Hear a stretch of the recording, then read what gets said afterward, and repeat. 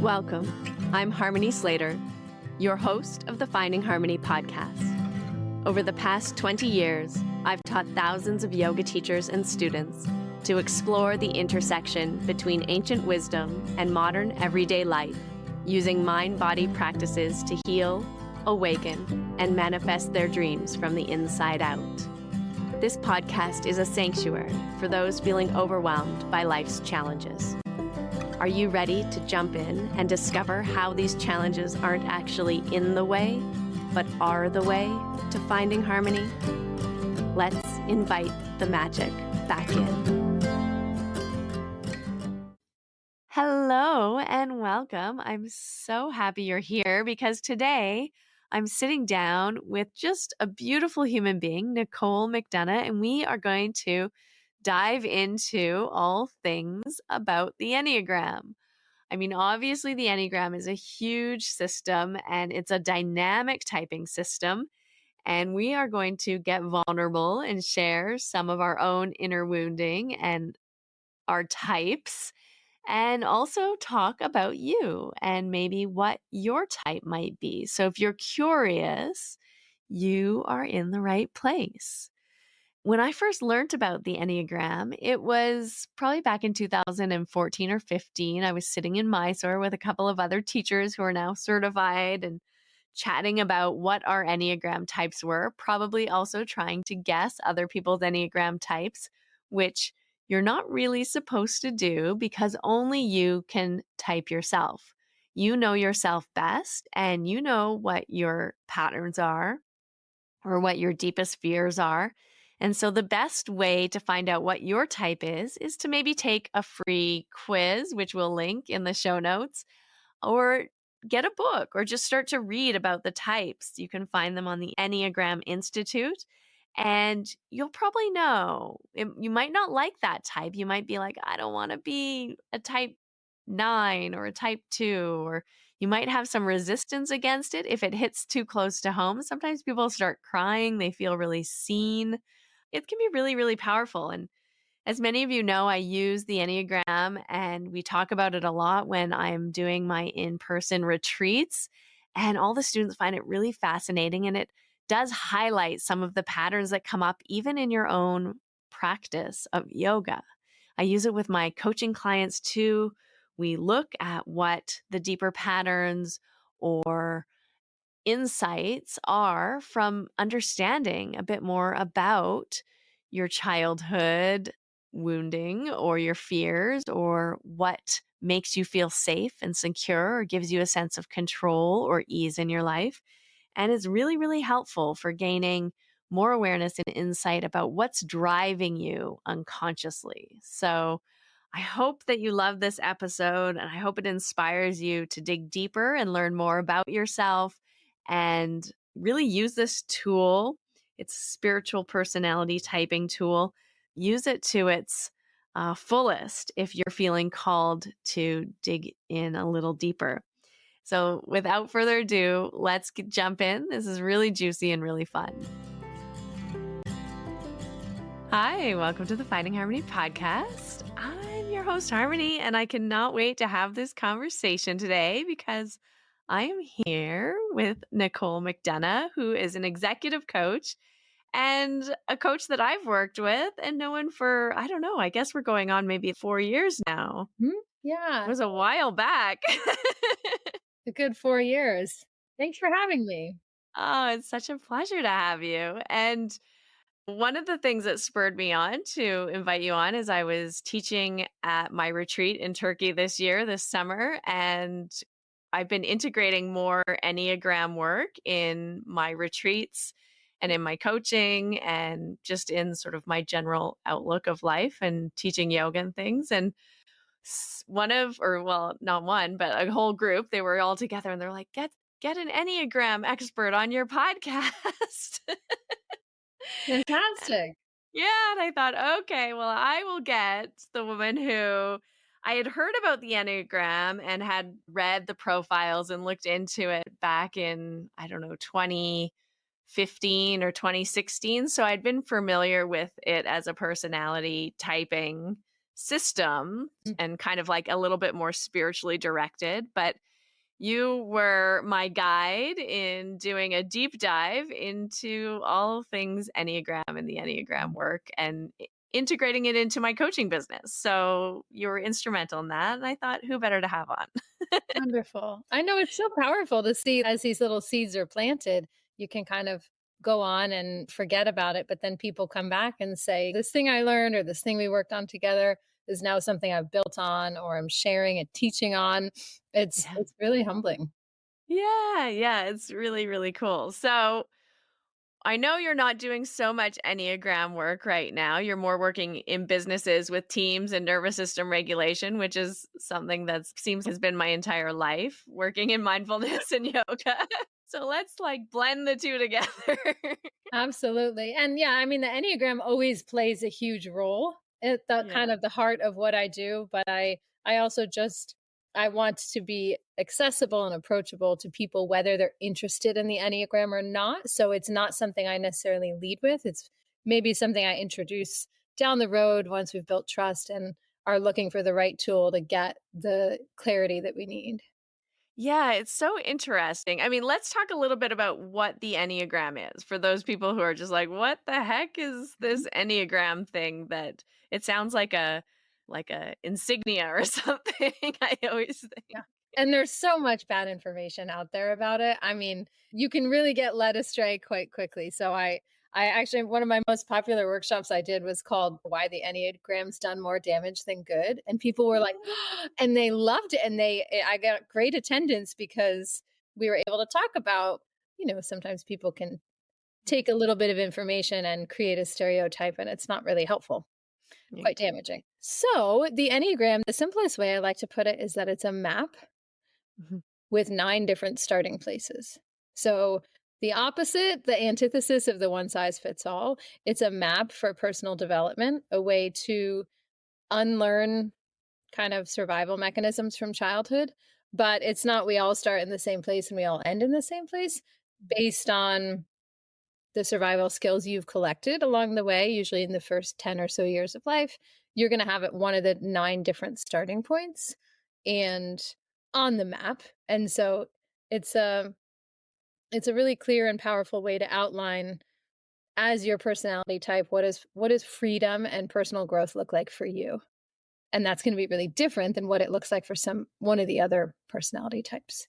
Ooh, I love that. I think that's so interesting and helpful to frame it that way. And what another coach that I've done her certification program with, she also uses the Enneagram in her how she coaches people and helps them also integrate it into their business.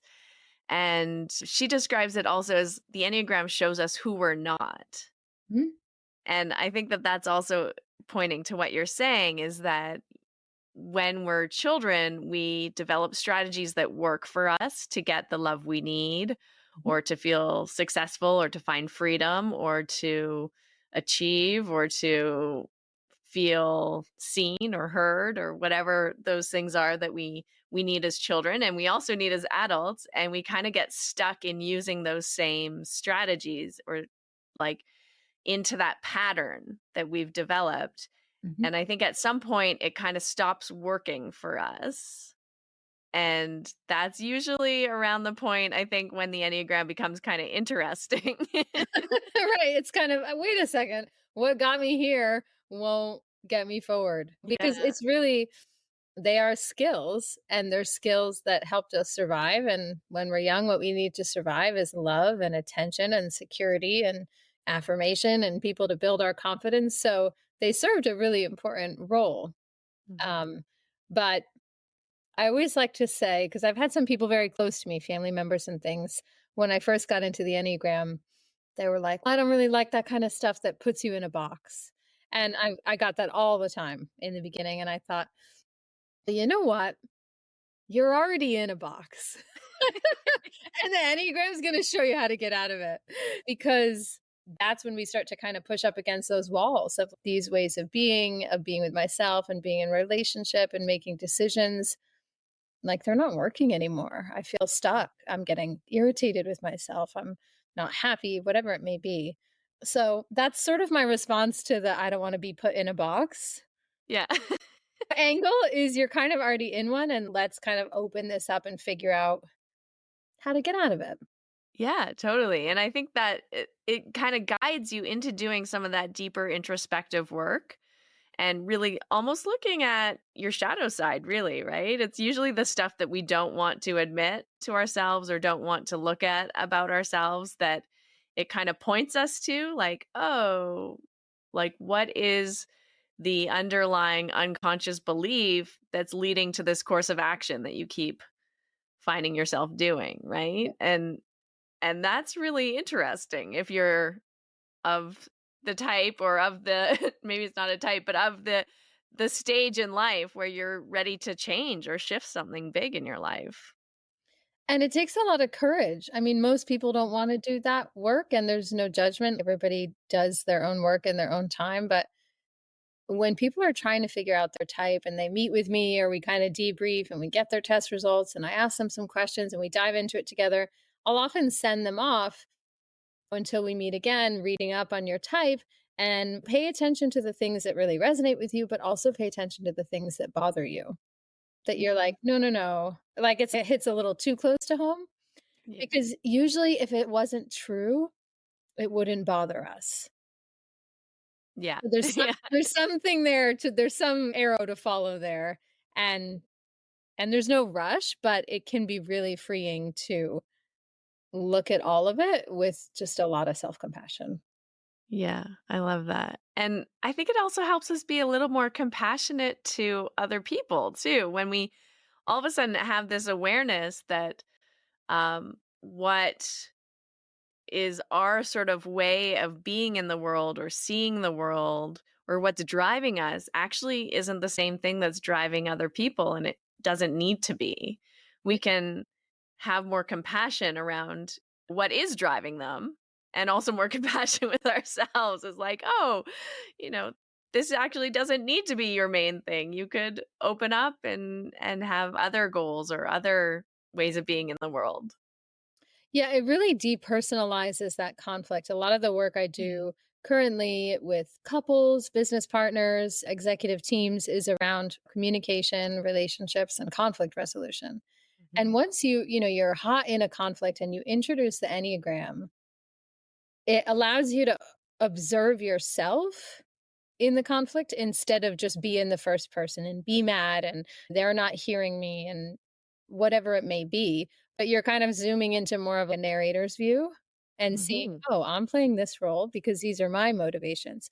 And they're playing that role. And it like, it just adds more air and spaciousness to the room and everybody settles and can Yeah. learn new things about themselves and each other. And it takes the edge and the personalization out of the conflict so that we can just kind of be more curious and then, oh, no wonder if they're approaching it from this angle, no wonder that's the thing that they care so deeply about, or no wonder we can't move past this issue. So it's really powerful in like creating space. Like I think about you and what you do with yoga, creating space in the body. I mean, talk about creating space in a room where there are big personalities, high stakes problems, anything that can come into that kind of room and bring some exhale and some perspective is, um, Yeah.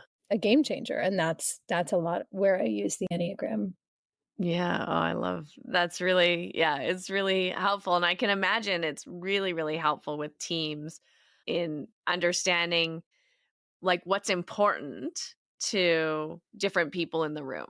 Mhm. Because that's sort of at the heart, I think, of each of the types and maybe even with the triads. So Mm. could you just explain a little bit? Because I still feel like maybe people don't understand what's going on. Yeah, we did kinda jump right into it, didn't we?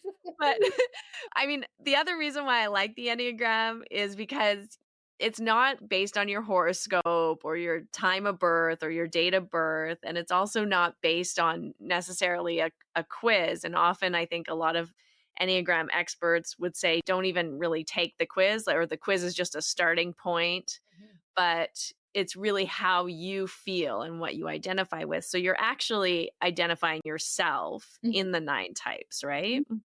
Yeah, I mean, the quiz is simply the quantitative aspect of the typing process. Plenty of people find their type without taking it. It can be helpful if there are some complexities or some nuances, Yeah. but it can be wrong. And so, certainly, the paid tests are much. I wouldn't even recommend a free one because it can just Yeah. lead you astray. But then having somebody that can interpret the results for you and then do the qualitative part and ask questions and listen and notice patterns because often even with the test your type isn't going to be the top one all the time, it's just going to be in the top 3 or 4, and there are like things that somebody who is trained in the Enneagram knows to look for that you might not. So it helps to have the data but also the relationship and the trust and then your own kind of clarity and self-awareness of where do I see myself. Yeah. Yeah. Yeah. It was interesting. My husband, Russell, who's often on the podcast with me, as a co-host, but he's taking a rest today. I always thought he was a type 4 because he's an artist and he has a lot of 4 qualities. And so also when you get into the Enneagram, you think, oh, if you're creative and you're an artist, then you're going to be type 4. But that's not necessarily the case. So for a long time, we were sure that I was like, sure, he was a type 4. And he even kind of identified as a type 4. But recently, and that was like back in, I don't know, 2018 or something when I made him take the quiz at first and then was reading it and going through it. But then recently he retook the quiz a couple of times and read like 4 and then with 9 and he was like, "No, 9 is like a yes to everything. Mhm. That's 100% like that's it." 4s, like, I can identify with some of them and not all of them, but type 9, which is the peacemaker, which is really funny because I'm always like, "You're not a peacemaker, you avoid conflict." There can be some snarky nines that but that it's true to your point. I mean, we can take a little bit of information like, oh, fours are creative, visionary. So therefore, maybe anybody who's really identifies as a creative must be a four. But that's just at that kind of surface level. And nines and fours do have quite a bit in common, but they also have a lot that's very different. Yeah, yeah, and or we could say like, "Oh, 9's a peacemaker and their main interest is harmony." Well, his main interest is me. But also they have a 1 wing, which is pretty strong, and an 8 wing, which is also very strong, so it is interesting. So we do have a blend and a combination, obviously, of all these different types as well within each of us. In what ways was it clarifying for him to think, "Oh gosh, I've been living into this identifying as this type and that's not actually who I am." I think he just I don't know, I think it, like, made sense of how he feels in the Mhm, world, that mhm. he thinks he avoids conflict, and he thinks, like, his main message, he feels, Yeah, is that I'm okay if everyone else is okay, yeah. and that seemed to resonate more than the need to be unique. Mhm. So, I think for him, it felt like, "Oh, yeah, that's just how I kind of operate at a baseline. I'm okay if everyone else is okay." Yeah, and that helps him feel settled and at peace, and it's a wonderful quality, and then the nines get to look at, "How can I feel okay even if everybody else around me isn't?" And Exactly. that might be scary to a 9, but not to Yeah. another type, but it's definitely possible. Yeah. Yeah, definitely. And I think I mean, and we've talked a lot about this. We'll define the types in a second, but it's fun to just, like, randomly talk about them. We're really whetting people's appetite here, the gradual ramp up. But as you know, I identify as a 3, which is like the achiever. And I always remember like voxing you and every Friday, like, I feel like a failure. It's Friday. I didn't achieve my goals. I'm not successful. Like, just so much in that pattern of the 3. And it's funny to kind of look at it and just see like, oh, well that's my pattern. That's just like something spurring that thing inside of me that feels like in order to be valued, I need to be sort of successful in however I'm defining that, Mhm. that day, that week. And it's very common for threes and I would say also ones and eights, but this very black and white. There's success and then there's everything else. And everything else is failure. And there's really not a lot of gray. It's just either I crushed my goals and I win or I should give up. And so adding that's a hard place to be in when you're going through it, but as you Yeah. can see, like the humor around it is really helpful too because when we can say these things out loud or understand them in terms of a pattern or Yeah. process them with somebody we trust or somebody we're working with, it's like, how silly. Like, what about is 98% failure because it's not 100?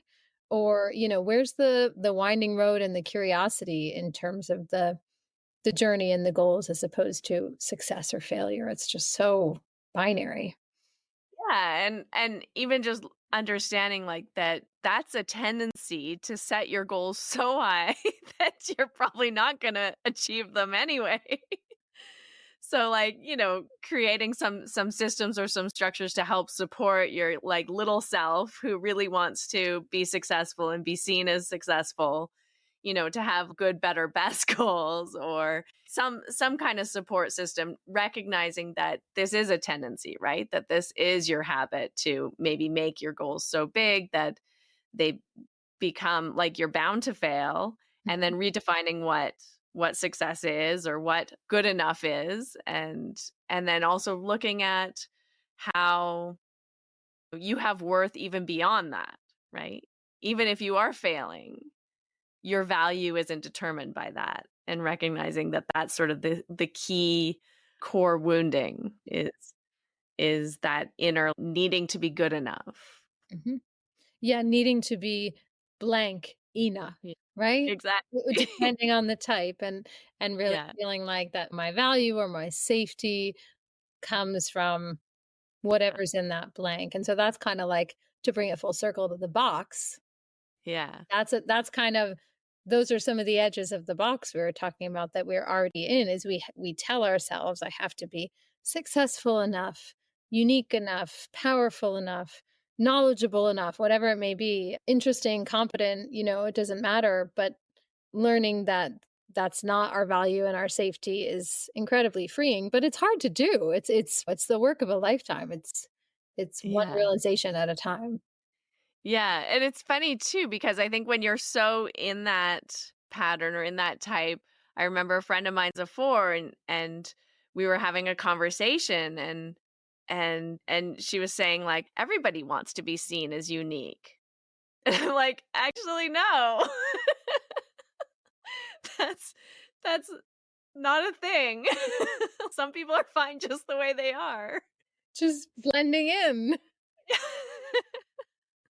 Yeah, probably inconceivable, right? If you Yeah. and that's again that vantage point, like the map with 9 starting points, each of us has that thing that makes us Yeah. feel safe and seen and secure and valuable. And for some of us, it's unique, but for other people, that doesn't even register. That's not the thing. That's not important. There's this other thing.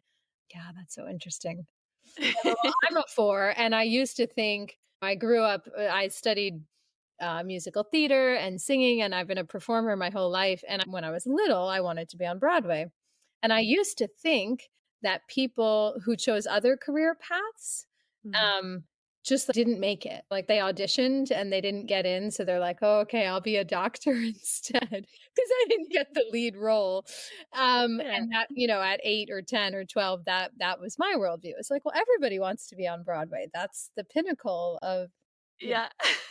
performance. Yeah, no, those people that took other careers, those were 3s. Yeah. Kinda smart. They're like, "Oh, I can't be the lead? I'm out." Okay, so tell us now, since we've come full circle, how could somebody maybe, if they're just listening, they've never heard about Enneagram types before, or maybe they've heard it in the breeze, they're kind of aware there's some spiritual typing system that's called the Enneagram. what might be a clue Mm. that they're a particular type of the 9 types? Oh, that's a great question. I mean, I know you wanted to talk about the triads, and so that could Yeah. be a helpful clue, though we all have all three. Yeah. The head, which is thought and logic, research, planning, knowledge, information. That's our head center. The heart center, which is emotion and feeling, and the gut center, which is our gut instinct, that sense or immediate hunch that's a little harder to define because it's not head and it's not heart. So there are a lot of groupings of 3 like that in the Enneagram. The triad's probably the easiest one to start with. But just even having a sense of how do I process information? How do I take in my environment, my relationships? How do I interact with the world and really incorporate things? Is it primarily, because we're all going to have all 3, through thought and logic and research and planning and all of that that can kind of spiral out of that? Is it emotion and feeling and depth and highs and lows and connection? Or is it through gut instinct, like Mhm. trust or just that kind of hunch or sense like you've got to go for this or not, or that deep seated decision making center? So, that something paying attention to one of the groupings of threes like that could be a helpful way to start because then it kind of narrows it down a little. Let's do that. Let's go through it that way. That'll be fun. Yeah. Yeah. So the heart center would be types 2, 3, and 4. And Mhm. so if somebody really identified with that, that could be a helpful place to look at those 3 types. They have a lot in common, they have a lot that's different, and see if they see themselves in that. I think the Mm. important thing to be aware of when you're self-typing, which there's absolutely Mhm. nothing wrong with, sometimes we can choose the type we want to be, Yeah. and that's not really how it works. Like, I always wanted to be a 9 because I was like, they are focused on creating harmony in the world, and that's my mission. yeah. Right, and I might look at one of the types that has, like, an opposite set of strengths than I do, somebody really assertive and future oriented, and I might be like, Yeah. "Yeah, that's that," I could convince myself, and so You're that's like, "I'm one gonna thing be to an 8."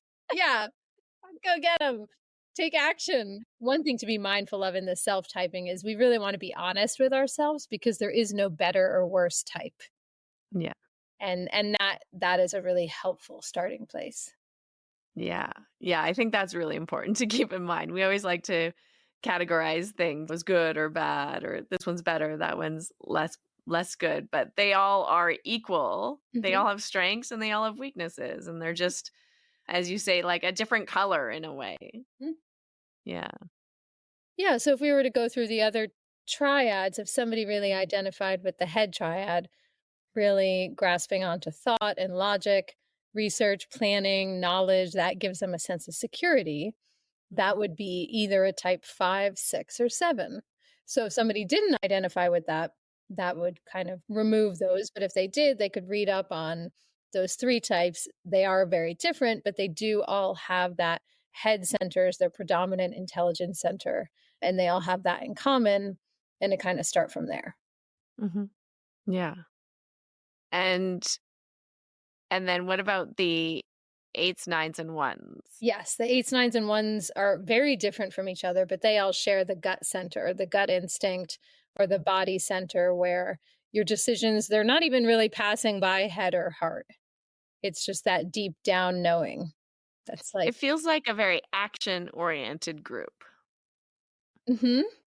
Yeah, it's an action oriented group and I mean, maybe this wouldn't be the case for the nines, but it's a strong sense of whether I act on it or not, deep down, I know. I either know that I can trust this person or I can't. I know I should go in this direction or I shouldn't. They might not always listen to their instinct or honor it or take action, but very rarely are they not sure. Hmm. And yeah, I think at the heart of what that group, the 8s, 9s, and 1s, are most concerned with, I think another great way to identify with these triads is that sense of autonomy, right? And that's what you're speaking to, is this sense of I know what is best for me. Mhm. and Yeah. they all kind of really have that strong knowing of what is best for them. hmm Yeah. And that's actually a beautiful dovetail because the triads alone don't necessarily go into we can kind of take them at surface value and that's really helpful, but that autonomy piece comes from my gut's telling me and I can listen to my gut, not anybody else. And Mhm. so it actually points to why those three types really need control. Mhm. Yeah. And that is a good thing to be aware of because it's a genuine need and it can be a stumbling block. Like if Yeah. I talked about earlier in conflict, in rooms, with teams, with couples, with business partners, with supervisor and employee. If there's an obstacle, there's about a 30% chance there's going to be, it might be control. Yeah. Yeah. Or organization in the house. I'm guessing you have no experience in this. So yeah, so that's actually helpful to tie the gut instinct to the need for autonomy and control, kind of the two Mm. sides, because the other two triads, we could touch on what they need also. Yeah. Yeah. Let's talk about that. Heart centered, the twos, threes, and fours. Yes. So they really need, and again, keeping in mind that everything is neutral, nothing's better or Yeah. worse. Twos, threes, and fours really need attention and acknowledgement. Hmm. That's like it's the fertilizer for their soil. And if you're not one of us, you can judge, but don't judge because it's a it's a it's a genuine need. Yeah. It's a genuine, healthy, normal need that spurs us on to continue being who we are. Yeah. And in different ways, a two can get feedback and attention for these strengths. A three can get feedback, attention, acknowledgement for their strengths. A four can get it. And it's a positive cycle. It creates momentum Mhm. and really good things. On the flip side of that, they can kind of struggle with what do I do without that feedback? Yeah. Or critical feedback too. Yeah.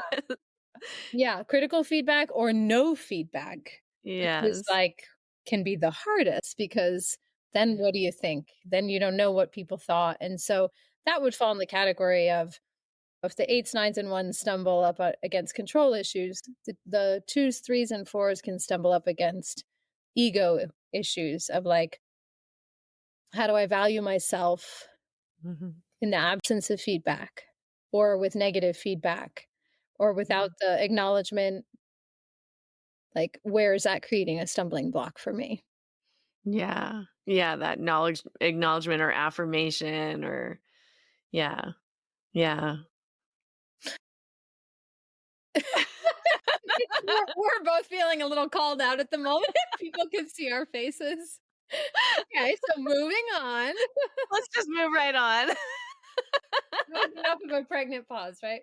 So Maybe that's a good hint that everyone should leave a comment and share the episode and give us lots of positive feedback here. there you go. We will shine like the sun if you do.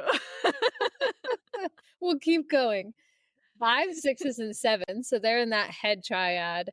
And for them, knowledge and security. So that's why I always say research, planning, information, options, expectations. That is a huge stabilizing force for Mhm. them. So their stumbling block can become fear. It's like Yeah. the unknown or taking risks or not having options.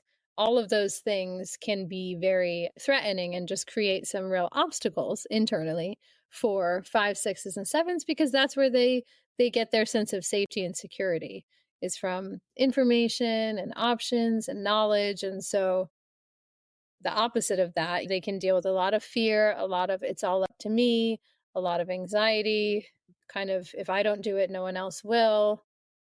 Mhm. That's Or what's the right answer? yeah, Wanting and to know, okay, if I do this, then I'm going to get this result, like really kind of getting stuck in that analyzing or needing to know, mhm, I think is also like the shadow side of that because can we really know anything? you know? right. You get kind of stuck in that fear of what if it goes wrong or what if this doesn't happen if I do this thing or and then almost like stuck in paralysis of taking action sometimes, or taking too many actions. I mean, that's the other side, right? Where it's more of a 7, Mhm. like not wanting to just stick with one thing, but to do everything all at the same time, just so that at least one of these options will be right. Mhm. Yeah, because it's hard because everything's better than nothing, right? Yeah. Trying all these options and getting all this feedback is better than just silence. Yeah.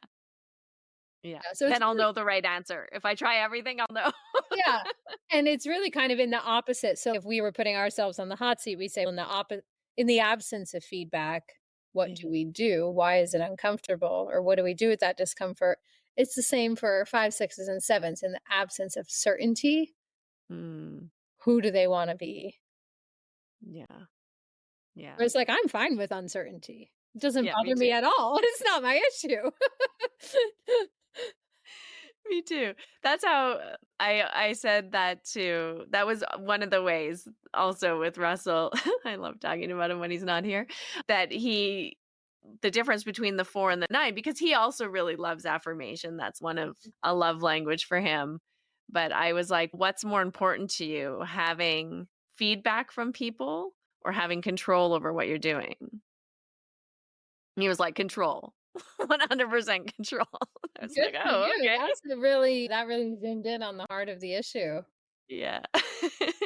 And so I think that's like a good way to kind of, if you're stuck between a couple of types, is look at what is kind of that core motivating Mhm. factor, right? And like you say, the 2s, 3s, and 4s, we're okay with uncertainty. We're okay sitting in the not knowing place and Mhm. just asking questions into the void. And, that's fine. But 5, 6s, and 7s, not so much. They're Right. really like, it makes them anxious Mhm. to not have that certainty, as you say, or to know the answers. And yeah. And beyond anxious, it's if we think about it back to childhood and survival skills, it's almost a degree beyond I'm uneasy without feedback and acknowledgement, without information and security, or without control. It's I'm not safe. Mm. It's threatening. So that's Mhm. why we can go to dark places so quickly. Yeah. Is Yeah. because it comes back to some of those survival skills that helped us get our needs met in the pack when we were vulnerable and were children. Yeah. So it's really helpful to think of it in that context too, because it can help shed light on why, for us or somebody in the heart triad, would negative feedback or the absence of feedback or just feeling invisible or unrecognized Mhm. just pull the rug out from under us so quickly. It almost seems Yeah. like our reaction is, like, disproportionate to what's happening because Yeah. it's a younger reaction. Yeah. Yeah, there's so much wisdom to that the reactions, yeah, and noticing when you're having a disproportionate reaction to something, and where that's also a sign, interestingly enough, of maybe of your pattern or your type, and Mhm, then doing some work around where that's coming from, and looking at, oh, this is just a belief of a 3-year-old mhm, who's feeling insecure around not receiving feedback, or who's feeling insecure because she doesn't have the right answer, or feeling unsafe because she doesn't have control of her situation, or she doesn't know the right thing to do, or she doesn't. And so really being able to kind of understand, yeah, how that really relates to feeling safe and as a younger child, and then how we're playing that out now in our relationships still. mhm. It's really powerful. Yeah, so paying attention to the few core issues that create that rug pulled out from under you feeling that really can Yeah. kind of flip everything upside down, or if we think about the nervous system that can agitate us and whether we feel paralyzed like you were talking about, or Ah, we want to flee and run away. It's fight, flight, freeze. There's now fawn, yes. and Flirt. fatigue. Yeah, they just keep adding to the F's, but apparently fib is now one of them. Like, it's a Oh, nervous system interesting. response. People lie Ah, because they're afraid of getting caught or disappointing someone or afraid of yeah. conflict. My Yeah. mentor taught me that just this week, but That's interesting. yeah. Yeah. Fib. I mean, think about it when you're a kid and you get It's caught and you're true. like, "Oh, shoot," and your throat closes up and then you just masterfully smooth it Yeah. over with a lie. I mean, it's a nervous system response. Yeah. Fight, flight, freeze, fib, Fawn. fawn, And fatigue is actually one of them too. People can fatigue. really kind of get tired Yeah. and just shut down because Yeah. it's a disassociative, like Yeah. protective mechanism. But anything that reduces you to kind of losing perspective, either feeling really agitated and angry, like you want to run away and hide, frozen, like you kind of lose yourself and you're just giving the power to everybody else. Any of those things, they're not adult responses. It's not Mm, like mhm. us in our fully calm, mature, whole, self-sufficient body. They're just younger responses. So that could be, and it's pretty deep. I mean, not everybody has that awareness, but it could be something helpful to contemplate and hold up alongside the different types because Yeah. they all have that kind of Achilles heel moment. Yeah. Yeah, I love that. And noticing what is the situation or what is the thing that's causing that dysregulation, because different things will cause that dysregulation for different people. Mhm. Feeling out of control or having the situation out of control doesn't actually disrupt my nervous system very much. It's like, welcome to motherhood. Yeah. Yeah. But some people it's very dysregulating for, Yeah. right? Yeah, looking at what is the thing that's sparking that, and that can also kind of help you understand yourself better. Mhm. Or if you're looking at it through the Enneagram, understanding maybe some other patterns that are associated with that number or that type. Yeah, absolutely. Yeah. What do you think, like how would knowing your Enneagram type maybe help you through some of these like dark nights of the soul? If you're kind of in that dark space or losing faith or feeling like you're in a deep period of transition for whatever reason, you're feeling kind of lost and Mhm. or you don't know what to do, you don't know how to help yourself. How do you think the Enneagram could help you kind of, I don't know, see some light somewhere or help you shift out of that dark space? Yeah, that's a great question. A couple of things. The first thing is knowing how your type moves, Hmm. because that's the unique thing about the Enneagram that other personality tests don't, to my limited knowledge of the various ones, don't offer is movement. Yeah. So if you think about like a grandfather clock with a pendulum that swings back and forth, our type is when that pendulum is still in the center, but we also move from side to side. And so when we are stressed, we will move to one side and take on the attributes of our stress number. Hmm. And when we are relaxed and at ease, we will swing to the other side and take on the attributes of our health number. And that's all part of being the number that you are.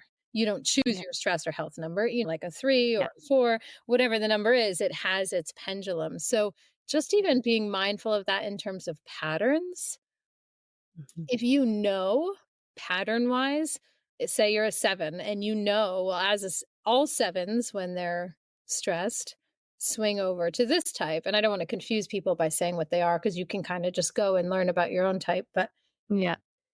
I swing over here and I start to see these patterns and this way of being in the world, then you can pay attention to that. Like I know as a 4, when I'm really stressed, I kind of lose all my boundaries and swing over to type 2. That's the Mm. stress side of my pendulum. And then I become resentful and I take on more than I can handle and I put everyone's needs before myself and it escalates very quickly. I'm now well versed in this pattern. Um, and You're like, "Oh, no, I'm a 2 now. I gotta did get out it of this." again. It helps me in a couple ways. It helps me move back, kind of stop Yeah, those patterns, but it yeah. also helps me access what are the healthy traits of a 2 in this moment or in this season, and how can I access those? I don't only Mm, have to adopt the the unhealthy low side of it Mm, too. So it brings that awareness in of that pendulum in the mhm, patterns. And I think honestly, it also connects us to some of these more vulnerable places that are a result of our younger selves. mhm, There is a really powerful exercise. I've done it myself. I've had clients do it in some of this work with the younger part of you, where you can actually write a letter. You know that old exercise of write a letter and then don't send it because you're like too upset. I don't know if you got yeah, that advice. I would 100%. always give me that advice when I was little. She's just write a letter and you don't have to send it, but just get it out. Well, this similarly but very different. You can actually journal or write about an issue with your left hand as child you Mm, or with mhm, your non-dominant hand, and then write back as parent you, like as fully present you. yeah, And the different handwriting, the different it's just a it just helps you understand like, all right, there's a younger part of me in here that's getting activated by all of this and getting bringing some support and kind of groundedness in around that. So I think in terms of feeling lost or alone or some of the, a little bit dead end, is that mhm. kind of like, I mean, you said dark night of the soul. Yeah. Yeah, where you're just like, "What's the purpose? What am I here for?" Maybe even what I was doing before isn't working anymore. Mm, yeah. Yeah. And I think, I mean, a part of that is people can really kind of shut down when they're not getting their needs met and when they're not really connected with themselves. Like they're not connected with this thing that brings me to life. Maybe Mhm, more going through the motions or doing something that they've actually outgrown mhm. or in a situation or a role or a relationship, something they've outgrown. So I think just paying attention too to like, if I do feel at that rock bottom moment or lost or lacking purpose, like following, remembering the spark and paying attention to, am I caring for myself? Am I holding on to other things that haven't really, that I've outgrown or that aren't really working like if on an identity level? Yeah. Yeah, I like that, and maybe also I think, like, this understanding of the movement of the Enneagram is also really helpful because it can kind of open up possibilities too for you. Because maybe sometimes we feel like what I've been doing isn't working, so we can explore what's underneath that. Mhm. Is it coming from a place of health, or is it coming from a place of feeling like this is your only option, or you need this thing in order to I always go to succeed, but in order to feel valued, or in order to feel safe. And then also maybe looking at what is my health number? What could bring me more health or more Mhm. strength? So the same way you were saying as a 4, you move to a 2 when you're in a stress response where you're kind of overgiving and taking care of everyone else before yourself, and that can lead to depletion. As a 2, to move into more of a healthy place, you start to look at a 4 and take on some of those attributes, right? Which could be like creating more time for yourself Mhm. away from people and like tapping into your creativity or tapping into something that brings you joy and is self-expression, and giving yourself that time for self-care to just be with your unique self and Mhm. finding your uniqueness and honoring it and all of those things. So I think that's also that dynamic movement's also a really nice way to kind of help get you or shift you out of some of the maybe negative downward spirals that we can find ourselves in. I agree, and I think knowing also the people you surround yourself with, like, really Mhm. paying like, leaning on others. I know if I'm in a kind of deep, dark night of the soul, I'm probably not gonna reach out to someone who's very similar than me. I had a friend, and she and her partner, they live together, and she's a 4 and he's a 5, and they have a lot of similarities in mood fluctuations and some of these things we were talking about, and she said it best when she was like, "Yeah, we can sink the ship together pretty quick." terms of who's going to cheer who up, when we're both Yeah. down. And so I think knowing whatever friendships in your life create balance, Yeah. whether it's, oh, I rush into things and make a ton of decisions, and this other friend is so mindful and they slow down and they reflect, and we all have people in our lives that bring great balance and these qualities to us that if I were in that spot, I would probably seek out somebody I trust that has a very different skill set and very different strengths. Whether it's to take, if I'm over here in like despair soup and I don't know how to get out, and I might need somebody else to Yeah. be more, let's take action, let's get out and do this, let's go meet people, let's try a new project, Yeah. because that's not my instinct in that despairing moment, but for other people it might come quite naturally. Yeah. So just leaning on other people too who are built differently than you. Yeah, and that brings up something really interesting too. This idea that no type is better than any other type, but we actually all need each other because we have all the types because of that dynamic movement also through the Enneagram. Yeah. And we have all these little pieces inside of ourselves for sure. We just tend to one tends to be more of our go-to space than others. And so learning to access those aspects of ourself, and we can do that through, as you're saying, reaching out to other people who embody that different aspect or that difference a little bit Mhm. more.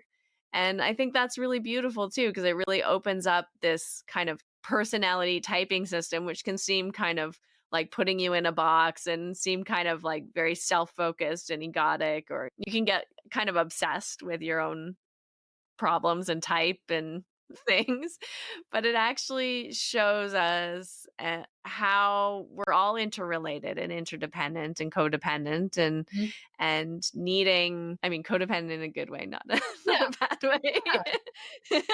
but, but needing to lean on each other and needing to bring in different aspects of ourselves can also wake up parts of ourselves through our friendships or people on our team or other people in the office, and just really learning to appreciate and value that difference even.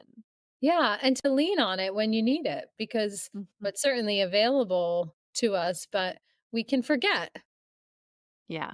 if we're having a hard time. So I think, yeah, interdependence is a beautiful way of putting it. And it also sheds light on why, in a team setting or a professional setting, knowing the different types, and not in a stereotyping way, but in an honoring way. Oh, I'm so glad we have this action taker in our group. And I'm glad we have this reflective one. And I'm glad we have this generous one. And I'm glad we have this one who's great at research. And because the teams that are imbalanced, that maybe have all these strengths but none of the others, there's a lack there and there can be a gap. Yeah. Being aware of that in group dynamics, it's such a cool thing.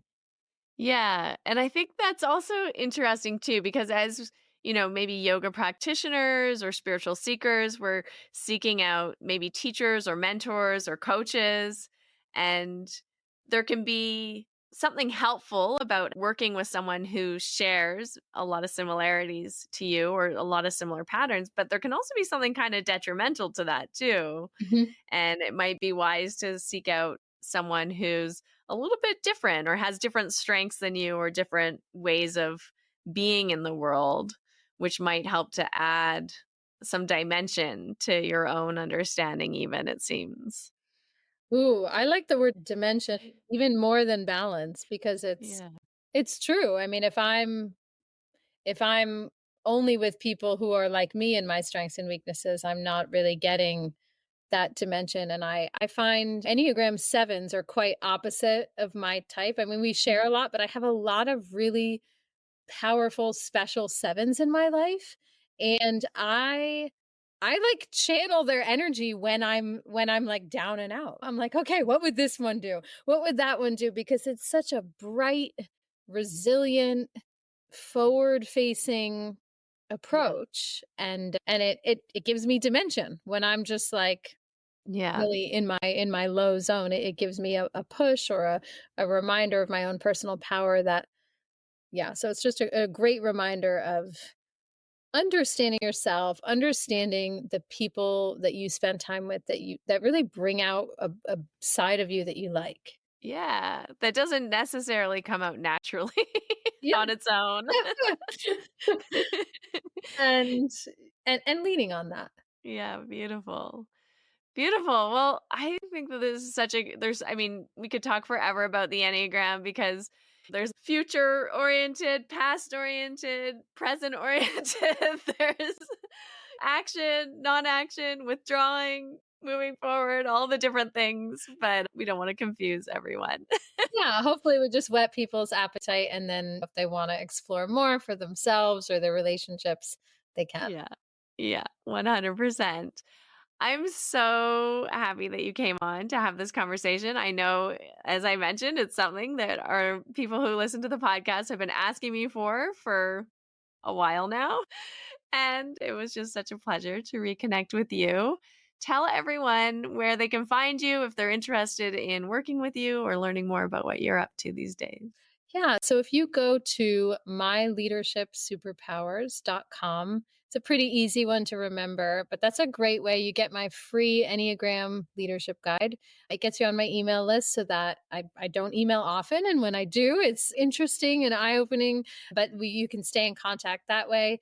And you can also go to my website, NicoleMcDonoughCoaching.com, get connected there and linked up through social media and things like that. So you can learn about all the dimensions and the different ways that the Enneagram can really just help you feel more free in your life and your business and your relationships, and not so constrained and irritated with yourself Or others. or others. Yeah, just irritated all around.